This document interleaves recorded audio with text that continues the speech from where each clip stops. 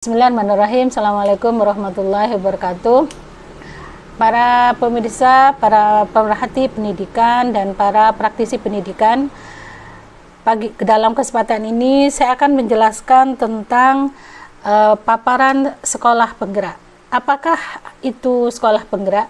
Sekolah penggerak adalah sekolah yang berfokus pada pengembangan hasil belajar siswa secara holistik, dengan mewujudkan profil pelajar Pancasila yang mencakup kompetensi dan karakter yang diawali dengan SDM yang unggul, yakni kepala sekolah dan guru. Program sekolah penggerak adalah program pendampingan yang dilakukan oleh Kemendikbudristek kepada sekolah penggerak yang terpilih dengan tujuan utama meningkatkan kualitas hasil belajar siswa secara holistik, yakni memiliki kemampuan literasi dan numerasi siswa serta karakter mulia untuk mewujudkan profil pelajar Pancasila. Kedua, dalam sekolah penggerak memiliki program pendampingan yang dilakukan oleh Kemendikbudristek berfokus pada peningkatan kualitas kepemimpinan kepala sekolah sebagai pemimpin pembelajaran atau instructional leader dan kemampuan guru untuk melakukan perbaikan kualitas pengajaran melalui kolaborasi antar guru berdasarkan proses refleksi terhadap pengajaran yang mereka lakukan. Visi pendidikan Indonesia adalah mewujudkan Indonesia yang maju, berdaulat, mandiri, dan berkepribadian melalui terciptanya profil pelajar Pancasila. Profil pelajar Pancasila memiliki 6 elemen. Yang pertama, beriman, bertakwa kepada Tuhan Yang Maha Esa dan berakhlak mulia. Kedua, berkebinekaan global. Ketiga, bergotong royong. Keempat, kreatif. Kelima, bernalar kritis. Dan yang terakhir, mandiri. Dalam program sekolah penggerak, terdiri dari 5 intervensi yang saling terkait dan tidak bisa dipisahkan. Yang pertama adalah pendampingan konsultatif dan asimetris. Dalam program ini, program kemitraan antara Kemendikbud dan pemerintah daerah, di mana Kemendikbud memberikan pendampingan implementasi sekolah penggerak. Kedua, ada program penguatan SDM sekolah. Yang menjadi sasaran adalah kepala sekolah, pengawas, penilai, dan guru. Melalui program pelatihan dan pendampingan intensif, coaching, one-to-one dengan pelatih ahli yang disediakan oleh Kemendikbud. Yang ketiga, pembelajaran dengan paradigma baru. Nah, dalam hal ini pembelajaran yang dilakukan adalah pembelajaran yang berorientasi pada penguatan kompetensi dan pengembangan karakter yang sesuai nilai-nilai Pancasila melalui kegiatan pembelajaran di dalam dan di luar kelas. Untuk pendidikan vokasi SMK, yakni dengan meningkatkan kerjasama dengan industri. Intervensi yang keempat adalah perencanaan berbasis data. Nah, dalam hal ini, sekolah dalam melaksanakan seluruh kegiatan di sekolah harus melakukan manajemen berbasis sekolah, yaitu perencanaan berdasarkan refleksi diri satuan pendidikan, yang ini nantinya akan bersumber kepada rapor pendidikan sekolah. Intervensi yang kelima adalah digitalisasi sekolah. Dalam program ini, pemerintah melakukan intervensi kepada sekolah-sekolah penggerak dengan memberikan bantuan berupa sarana yang terkait dengan teknologi pembelajaran dan terkait juga dengan peningkatan kompetensi guru untuk operasionalisasi digitalisasi sekolah. Penggunaan berbagai platform digital bertujuan mengurangi kompleksitas, meningkatkan efisiensi, menambah inspirasi dan pendekatan yang customized. Program intervensi yang pertama yaitu pendampingan konsultatif dan asimetris, program kemitraan antara Kemendikbud dan pemerintah daerah, di mana Kemendikbud memberikan pendampingan implementasi sekolah penggerak, yang dalam hal ini dilakukan oleh P4TK, PPKN, dan IPS, termasuk juga dengan LPMP wilayah Jawa Timur. Lalu yang kedua, intervensi penguatan SDM, di mana sasarannya adalah kepala sekolah, pengawas sekolah, penilai, dan guru. Ada 3 program di sini, yaitu pelatihan untuk kepala sekolah, pengawas sekolah, penilai, dan guru. Yang pertama, melalui pelatihan implementasi pembelajaran kompetensi holistik bagi kepala sekolah, pengawas, penilai, dan guru. Yang ini dilakukan melalui diklat untuk kepala sekolah, pengawas, penilai, dan guru selama 10 hari. Kemudian yang kedua, dilakukan juga pelatihan kepemimpinan pembelajaran bagi kepala sekolah, pengawas, dan penilai yang biasanya dilakukan melalui lokakarya. Lalu yang kedua, dalam penguatan SDM dilakukan pendampingan untuk kepala sekolah, pengawas sekolah, penilai, dan guru dalam program in-house training, lokakarya tingkat kabupaten, komunitas belajar atau praktisi atau kelompok yang ini berdasarkan kelompok MAPEL. Dan yang keempat adalah program coaching. Ada 2 program di sini, yaitu one by one dengan kepala sekolah dan pelatih ahli. Kemudian yang kedua, bermitra dengan kepala sekolah, guru yang dilatih oleh instruktur nasional untuk melakukan pendampingan berkelompok dengan guru. Lalu kegiatan yang ketiga adalah implementasi teknologi. Ada 5, yaitu literasi teknologi, platform guru yang di sini dilakukan melalui profil dan pengembangan kompetensi. Dan yang ketiga, platform guru melalui pembelajaran. 4, platform sumber daya sekolah dan platform rapor pendidikan. Pada intervensi yang ketiga, yaitu pembelajaran kompetensi holistik. Pembelajaran kompetensi holistik dirancang berdasarkan prinsip pembelajaran yang terdiferensiasi, sehingga setiap siswa belajar sesuai dengan kebutuhan dan tahap perkembangannya.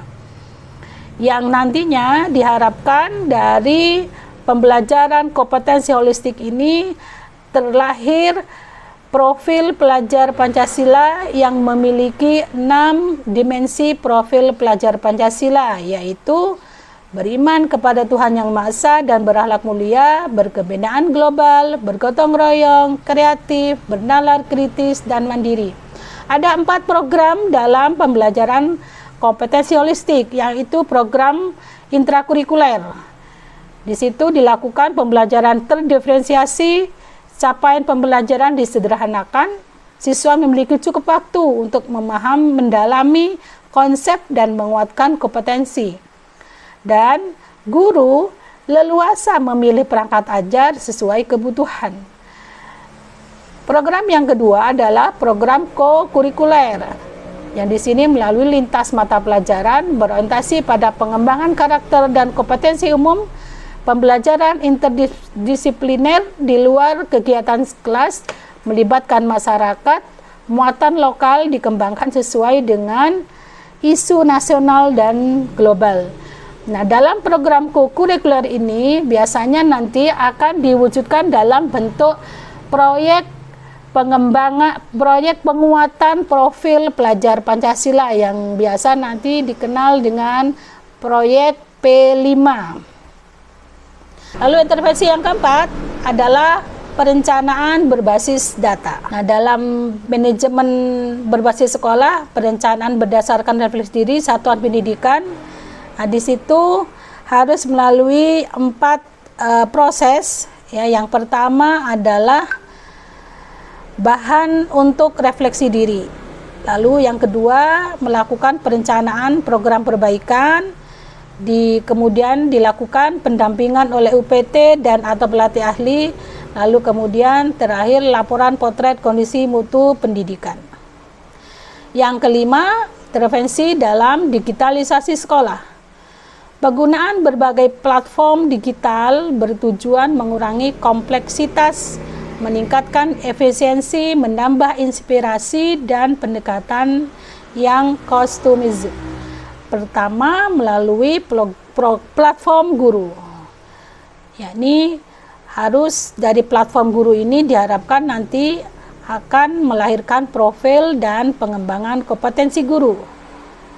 Alat bantu guru untuk meningkatkan kompetensi melalui pembelajaran berbasis micro-learning dan habituasi. Yang kedua adalah platform guru berupa pembelajaran. Nah, di sini alat bantu guru untuk menjalankan pembelajaran kompetensi holistik dan pembelajaran terdiferensiasi. Yang keempat, platform sumber daya sekolah. Di sini adalah untuk meningkatkan fleksibilitas, transparansi, dan akuntabilitas dalam manajemen sumber daya sekolah. Dan yang terakhir, dalam digitalisasi sekolah nanti akan ada dashboard rapor pendidikan. Yang ini merupakan potret kondisi mutu pendidikan secara akurat dan otomatis. Ada 4 tahapan proses transformasi sekolah Indonesia. Di situ meliputi 4 aspek, yaitu hasil belajar, lingkungan belajar, pembelajaran, refleksi diri, dan pengimbasan. Dalam 4 aspek itu akan terpotret 4 tahapan. Yang pertama, tahap 1, sekolah yang terrekrut atau terpilih dalam sekolah penggerak pada angkatan pertama, angkatan kedua, dan angkatan ketiga selanjutnya.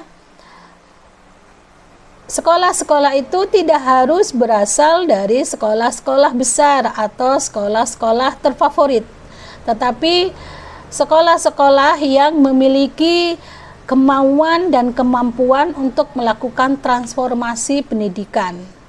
Oleh karena itu, input dalam sekolah penggerak tidak hanya berada di daerah perkotaan, tetapi juga bisa berada di daerah luar pulau. Dan masing-masing sekolah yang termasuk dalam sekolah penggerak memiliki perbedaan, memiliki ciri khas yang semuanya memang harus memiliki kemauan dan kemampuan untuk melakukan transformasi pendidikan. Oleh karena itu, pada tahap 1 bisa jadi terjadi mereka 3 tingkat di bawah level yang diharapkan. Kemudian yang kedua, terjadi penundungan menjadi norma. Dan yang ketiga, bisa terjadi juga secara rutin mengalami gangguan dalam proses pembelajaran. Nah, pada kondisi tahap 1 itu, maka diharapkan ada perubahan pada tahap kedua, yang semula berada di 3 tingkat di bawah, kemudian naik menjadi 1-2 tingkat di bawah level yang diharapkan. Yang lain, penundungan yang semula menjadi norma, maka menjadi penundungan masih terjadi namun tidak menjadi norma. Kemudian pembelajaran yang seringkali terjadi mengalami gangguan, maka pada tahap yang kedua ini diharapkan belum memperhatikan kebutuhan dan tingkat kemampuan murid, tetapi sudah terhindar atau tidak lagi ada gangguan. Nah, pada tahap yang ketiga, dalam proses transformasi sekolah di sekolah penggerak, diharapkan sudah mencapai di level yang diharapkan. Kemudian sudah tidak lagi terjadi perundungan, pembelajaran sesuai dengan kebutuhan dan tingkat kemampuan siswa. Manajemen sekolah sudah dilakukan dengan perencanaan program dan anggaran berbasis refleksi diri. Guru sudah memulai melakukan refleksi dan perbaikan pembelajaran. Sedangkan nantinya diharapkan pada tahap keempat, seluruh sekolah penggerak berada di atas level yang diharapkan. Perundungan sudah tidak terjadi, pembelajaran berpusat pada murid, perencanaan program dan anggaran berbasis refleksi diri, refleksi guru dan perbaikan pembelajaran sudah terjadi dan bersifat kesinambungan. Dan guru serta kepala sekolah sudah melakukan pengimbasan kepada sekolah-sekolah sekitar. Meningkatkan kompetensi kepala sekolah dilakukan sebulan sekali dalam format lokakarya dan belajar mandiri dalam aplikasi microlearning serta coaching dengan pelatih ahli. Pertama, untuk lokakarya dilakukan di situ beberapa agenda belajar dengan mempelajari satu topik pengembangan diri, kolaborasi dengan rekan sejawat, menentukan aksi nyata, berbagi praktik baik, dan refleksi. Sedangkan untuk kegiatan coaching yang dipimpin oleh pelatih ahli, agenda-agenda yang dilakukan adalah dengan mendiskusikan isu-isu praktik kepemimpinan pembelajaran sehari-hari, mendiskusikan perencanaan kerja kepala sekolah, dan yang ketiga, memfasilitasi refleksi kepala sekolah. Sedangkan untuk microlearning, di situ dilakukan dengan mempelajari topik pengembangan diri secara mandiri. Untuk microlearning dilakukan pengembangan topik khusus kepemimpinan pembelajaran mulai tahun 2022. Begitu para pemirsa sekalian, beberapa program dalam sekolah penggerak yang akan dilalui oleh sekolah-sekolah yang terpilih menjadi sekolah penggerak. Oleh karena itu, optimalisasi transformasi pendidikan di Indonesia, maka diharapkan kepada kepala sekolah yang memiliki kompetensi untuk bisa bergabung dalam sekolah penggerak. Demikian dari kami, terima kasih.